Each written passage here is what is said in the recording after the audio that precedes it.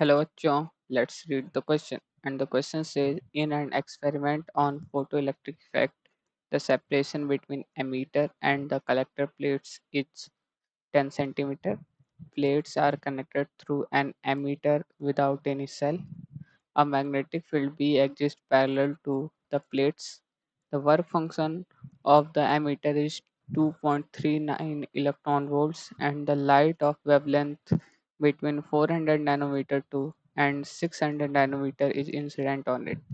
If minimum value of B for which the current registered by the emitter is 0 is n into 10 raised to minus 6 Tesla, then find out the value of n.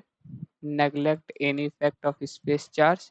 Assume emission of photoelectrons to be random every possible direction.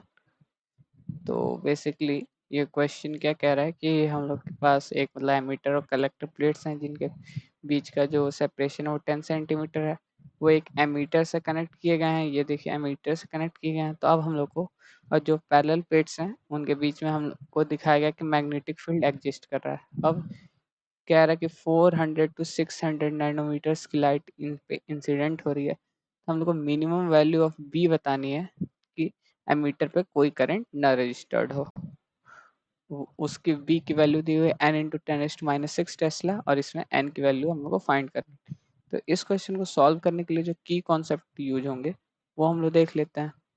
की concept to solve this questions are, पहला हम लोग जानते हैं photo electric effect में जो maximum kinetic energy max जो होती है वो हो जाती है H C by lambda minus work function. ठीक, ये तो हम सभी लोग जानते हैं। और दूसरा पॉइंट ये कि अगर हम लोग radius of the path travelled by the particle in magnetic field B अगर लिखते हैं तो उसमें इन मैग्नेटिक फील्ड लिख लेते हैं। इन मैग्नेटिक फील्ड अगर हम लोग देखें इन मैग्नेटिक फील्ड ऐसे लिख लें, इन मैग्नेटिक फील्ड बी जो पार्ट ट्रेवल करता है पार्टिकल उसका जो रेडियस हम लोग लिखते हैं वो लिखते हैं हम लोग R is equal to M V upon Q V, या और आर इज इक्वल टू लिखते हैं रूट ओवर 2m के kinetic energy upon Q into V. ठीक, तो अब इन्हीं दोनों कॉन्सेप्ट पे ये क्वेश्चन हम लोग का सॉल्व हो जाएगा। तो चलिए इस क्वेश्चन को सॉल्व करते हैं। तो अगर हम लोग देखें सबसे पहले गिवन क्या क्या हम लोग के पास, तो अगर गिवन देखें तो हम लोग के पास फाई गिवन है, phi equal to 2.39 electron volt. दूसरा जो लेमडा है, लेट से लेमडा जो 1 है वो 400 नैनोमीटर्स है और जो लेमडा फाइनल मतलब कि लेमडा 2 का सपोज कर लें तो 600 नैनोमीटर। इन्हीं के बीच में जो लाइट है वो फॉल कर रही है। ठीक, तब हम लोग को क्वेश्चन में क्या फाइंड करना है, मिनिमम वैल्यू ऑफ बी। तो अगर हम लोग जानते हैं ऐसे लिख लें, हम लोग जानते हैं फॉर बी मिन मतलब बी को मिनिमम होने के लिए जो एनर्जी है वो मैक्सिमम होनी चाहिए, एनर्जी मैक्सिमम।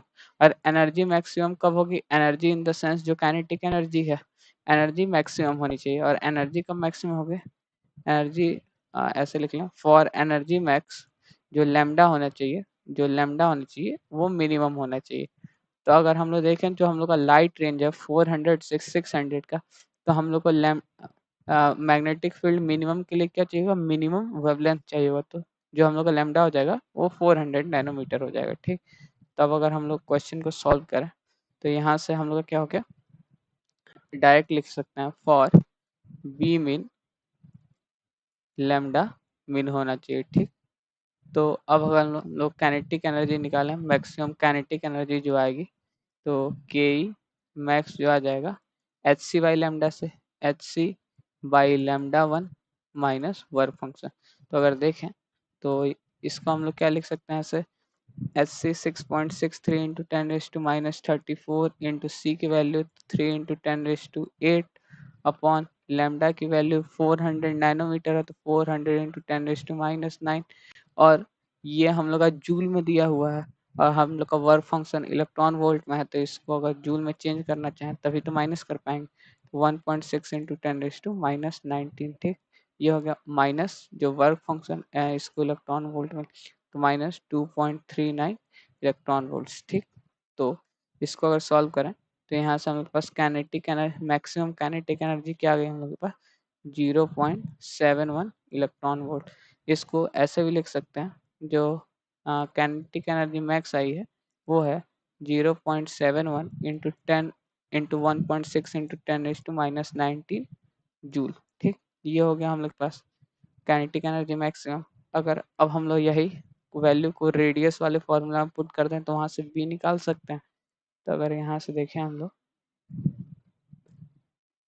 तो हम लोग चलते हैं यहाँ पे, तो हम लोग जानते हैं आर इज इक्वल टू था, देखें तो root over 2m k upon q into B. तो अगर यहाँ से देखें तो b इज इक्वल टू क्या गया, √2m k upon q into R. ठीक, तो अगर इस क्वेश्चन के हिसाब से देखें तो जो हम लोग का पार्टिकल है वो इलेक्ट्रॉन है, तो m होता है मास ऑफ द पार्टिकल, ये हो जाएगा 2 into mass of the particle मतलब कि 9.1 इंटू 10⁻31 kg इंटू हम लोग की काइनेटिक एनर्जी कितनी आई थी, तो 0.71 इंटू 10⁻1.6 है इंटू 1.6। ठीक, ये हो गई हम लोग की kinetic energy upon Q charge of the particle, तो इलेक्ट्रॉन का चार्ज कितना होता है, तो 1.6 इंटू 10⁻⁻19 इंटू रेडियस।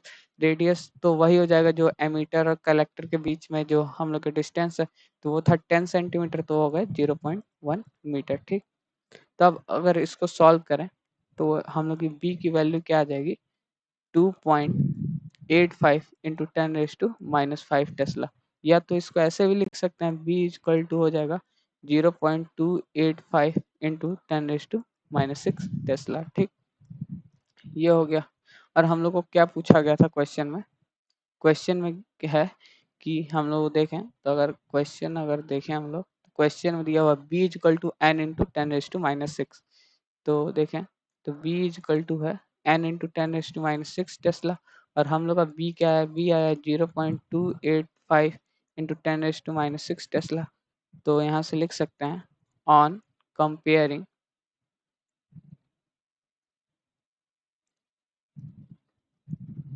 ऐसे लिख लें, तो that imply N is equal to क्या आ गया 0.285। ठीक, हम लोग को एन की वैल्यू निकालनी थी, एन आ गया हम लोग का, तो so the final answer is n is equal to 0.285. Hope you understand it well. All the best. Thank you.